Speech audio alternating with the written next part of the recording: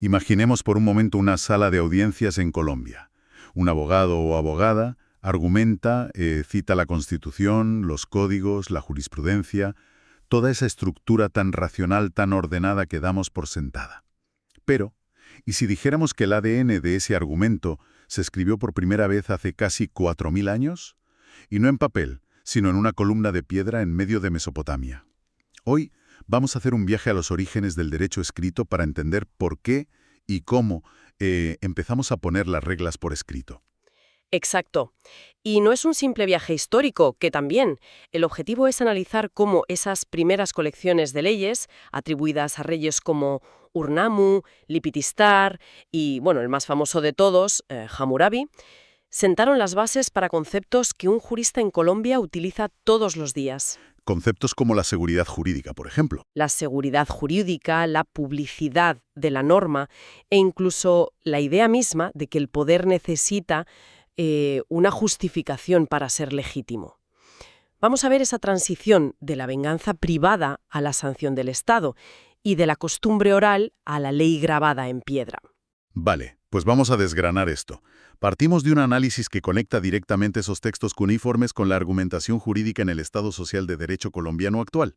La pregunta central es, ¿qué nos enseñan estas leyes milenarias sobre el sentido mismo de la justicia hoy? Pues la respuesta es sorprendente, porque nos enseña tanto por lo que se parece como, sobre todo, por lo que se diferencia radicalmente. Normalmente, cuando se piensa en leyes antiguas, a todo el mundo le viene a la cabeza el Código de Hammurabi y el famoso ojo por ojo. Es casi un cliché, vamos. Pero el análisis que tenemos delante nos dice que antes de él hubo otros intentos. Y aquí viene una primera sorpresa, al menos para mí. Las leyes de Ur-Nammu. Así es, unos 300 años antes de Hammurabi. Y lo más llamativo de Ur-Nammu es que sus sanciones, en muchos casos, no eran castigos físicos, sino compensaciones económicas. ¿Cómo? Sí, por ejemplo, si alguien le rompía un pie a otra persona, la ley no decía rómpanle el pie al agresor. No. Establecía una multa, una cantidad de plata que debía pagarse. Hay una clara tendencia a monetizar la responsabilidad por un daño. Espera, eso suena increíblemente moderno, o sea, en lugar de una venganza de sangre, que es lo que uno asociaría con esa época, lo que hacían era ponerle un precio al desorden social, como una especie de indemnización por daños y perjuicios primitiva. Precisamente. Es un salto conceptual gigantesco. Ya no se trata solo de infligir un dolor equivalente, sino de reparar un daño a través de un sistema de pagos. Tanto en las leyes de Ur-Nammu como en las posteriores de Lipitit-Star vemos un esfuerzo por tipificar conductas. Crean una fórmula, que es la base de cualquier norma jurídica. Si ocurre X, la consecuencia será Y. Claro, y esto aporta algo fundamental. Previsibilidad. Es el germen de la seguridad jurídica. Seguridad jurídica. Es uno de esos términos que los abogados usan constantemente. ¿Cómo lo explicaríamos de forma sencilla? Pues, en el fondo, es algo tan básico como conocer las reglas del juego antes de empezar a jugar. Vale. Imagina que vas a un partido de fútbol, pero nadie te dice que no puedes tocar el balón con la mano. Cuando lo haces y el árbitro pita penalti, te sientes estafado. Claro, es injusto. Pues la seguridad jurídica es eso. Que el Estado publique las reglas del juego social para que todos podamos anticipar las consecuencias de nuestros actos. Es un pilar de la confianza en el sistema, algo que la Corte Constitucional colombiana valora como fundamental. Y ese principio empezó ahí, al decidir que la consecuencia de romper un pie era 10 siclos de plata, y no lo que al rey o al jefe de la tribu se le ocurriera ese día. Pero eso también suena increíblemente rígido. No elimina por completo el contexto. Nuestro sistema actual valora la capacidad del juez para analizar las circunstancias de cada caso. ¿No es este sistema de si X entonces Y una forma de justicia un poco, no sé, robótica? Es una observación muy aguda. Sí, es una justicia rígida, casuística. No tenía la flexibilidad que exigimos hoy. Pero en su momento, esa rigidez era su mayor virtud. Era el primer paso para alejarse de la arbitrariedad absoluta. La estandarización de las soluciones, aunque fuera robótica, era preferible al capricho de un líder. Era el primer intento de que la ley estuviera por encima del hombre que la aplicaba. Vale, me queda claro. Entonces, si ya teníamos estos sistemas tan, entre comillas, racionales, que preferían la multa a la violencia. ¿Por qué todo el mundo recuerda a Hammurabi y su brutal ojo por ojo? ¿Fue un paso atrás en la historia del derecho? No necesariamente un paso atrás, pero sí uno en una dirección diferente y sobre todo mucho más ambicioso. Hammurabi no solo crea una lista de leyes, crea una obra monumental de propaganda y legitimación política. Ah, claro. Su famoso código, blamado en esa estela de diorita que hoy está en el Louvre, tiene una estructura muy clara. Un prólogo, el cuerpo de las 282 leyes, y un epílogo. Y en ese prólogo él no dice, estas son las reglas que se me han ocurrido. Lo que dice, básicamente, es que los dioses le han elegido a él, Hammurabi, para hacer que la justicia prevalezca en la tierra, para destruir al malvado y al perverso, para que el fuerte no oprima al débil. Exacto. Es un discurso de legitimación potentísimo. El rey no manda solo porque tiene el ejército más grande, sino porque tiene un mandato divino. Su poder viene de los dioses, y sus leyes son la expresión de esa voluntad divina. Espera un momento. Si la justificación es divina, ¿eso significa que la ley era incuestionable para la gente de la época? O sea, ¿no había abogados de entonces que dijeran, un momento, esto no es justo? Bueno, la idea de un ciudadano cuestionando la ley por no ser justa según un criterio racional o de derechos humanos es completamente anacrónica. La justicia era la voluntad de los dioses y el rey era su intérprete. La legitimidad no venía de la argumentación, sino de la revelación. Entiendo. Pero si miramos la letra pequeña de esas leyes reveladas, vemos el abismo que nos separa.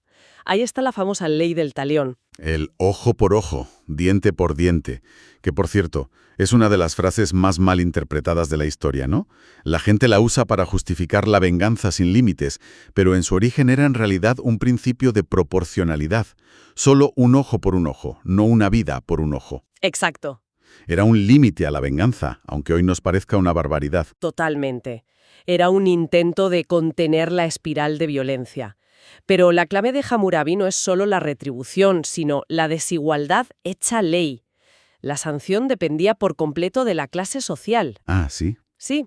Por ejemplo, la Ley 200 dice que si un awilum, un hombre libre, de clase alta, le arranca un diente a un igual, a otro awilum, le arrancarán su diente. Vale, ojo por ojo en estado puro. Pero la Ley 201 dice que si le arranca el diente a un muskenum, un plebeyo o un hombre libre de clase baja, solo tiene que pagar 1/3 de mina de plata. Vaya. Y si la víctima era un esclavo, la multa era aún menor. La vida, la integridad física y el honor de las personas tenían literalmente precios distintos según su estatus. ¡Qué locura! O sea, que la ley no solo permitía la desigualdad, sino que era su principal herramienta para mantenerla y reforzarla. Es la antítesis de lo que pensamos hoy que debe hacer el derecho. En Colombia, el primer artículo de la Constitución habla de un Estado fundado en el respeto de la dignidad humana. El Código de Hammurabi parece fundado en la normalización de la jerarquía. Era una desigualdad normativa, sí, radicalmente opuesta al principio de igualdad. Pero hay otro elemento clave en Hammurabi, y es la forma. El hecho de grabar esas leyes en una estela de piedra de más de 2 metros y ponerla en un lugar público. Claro, era una declaración, un mensaje para todos. Estas son las reglas y estas son las consecuencias. Nadie puede alegar ignorancia. Es una primera versión del principio de publicidad de la norma, que hoy garantizamos con la publicación en diarios oficiales. Justo. La ley, para ser exigible, debe ser conocida. Y si conectamos esto con el panorama actual en Colombia, que es el objetivo de nuestro análisis, el contraste es brutal. Hoy, la legitimidad de una decisión judicial no reside en un mandato divino, sino en la calidad de la argumentación. Claro. La Corte Constitucional ha insistido hasta la saciedad en que una sentencia sin motivación o con una motivación que es solo aparente vulnera el derecho fundamental al debido proceso. Es decir, un juez no puede decir, le condeno porque la ley lo dice y punto. Tiene que explicar el por qué. ¿Por qué interpreta la ley de esa manera? ¿Cómo valora las pruebas? Y cómo todo eso le lleva a una conclusión lógica y razonable. Eso es. La justificación ya no es teológica, es racional. Y esa es, quizá, la mayor distancia que hemos recorrido en 4000 años. Hubieran inventado la máquina, la estructura básica, el hardware. El hardware, sí. La idea de un código, de una ley escrita, pública y organizada.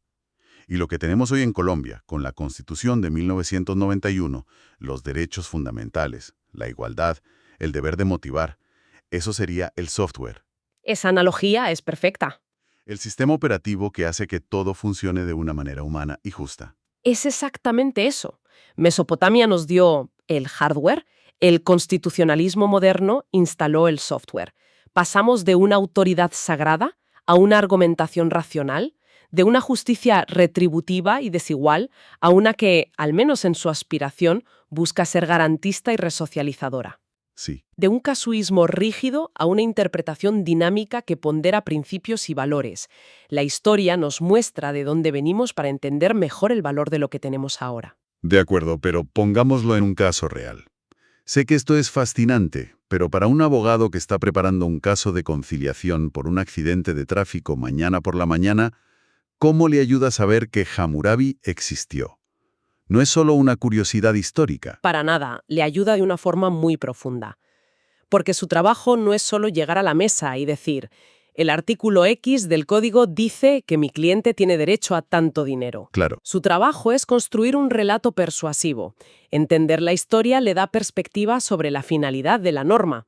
Puede argumentar diciendo algo como, miren, el objetivo de la ley desde sus orígenes no es simplemente castigar, sino reparar un daño, reequilibrar una situación que se ha roto. Es un principio que viene de los primeros intentos de la humanidad por crear justicia para evitar la venganza. Busquemos una solución que realmente repare, que se ajusta para ambas partes. que nos permita cerrar este capítulo. Vamos, que entender el origen te ayuda a no ser un simple recitador de artículos, como dice el análisis, sino alguien que comprende la lógica profunda del sistema y puede argumentar desde ahí, un contador de historias con base jurídica. Exactamente. Le da herramientas para argumentar más allá de la simple letra de la ley. Demuestra por qué esa norma, interpretada de cierta manera, es coherente con los valores de un Estado social de derecho. Ya. Y esta perspectiva es crucial en los mecanismos alternativos de solución de conflictos.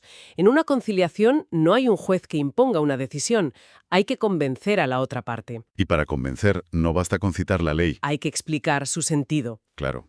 En esa mesa de negociación hay que traducir el complejo entramado de normas y jurisprudencia a un lenguaje que persuada, que muestre a la otra parte las posibles consecuencias de no llegar a un acuerdo de una forma sólida y realista. Y eso nos devuelve a la idea central. Esa capacidad de justificar una posición con razones, con argumentos, es la evolución directa de aquel primer gesto de Hammurabi de justificar su poder a través de un texto escrito. Es la misma necesidad de legitimación. La misma, pero con herramientas infinitamente más sofisticadas y sobre todo con un anclaje en la razón y los derechos humanos, no en la autoridad divina. En resumen, lo que vemos en Mesopotamia es el momento fundacional en el que se articula por primera vez la estructura de hecho, norma y sanción.